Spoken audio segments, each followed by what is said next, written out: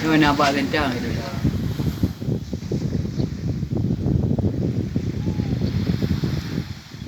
Syederalun sepanjang pesisir pantai kawasan Simpang Mamplam Birun, mulai dari desa Ule Karung hingga kawasan Tepinjalo merupakan lokasi penjemuran ikan teri, ikan meneng oleh nelayan setempat.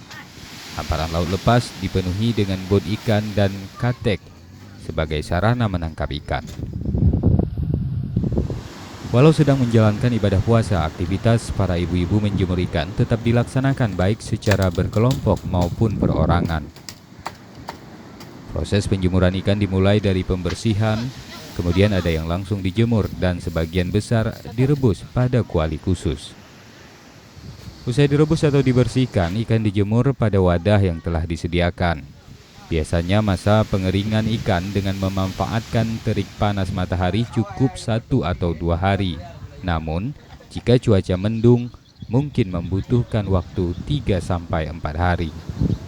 Selanjutnya, hasil produksi nelayan setempat akan diperdagangkan ke pasar-pasar di Kota Birun, Banda Aceh maupun Loksmawe.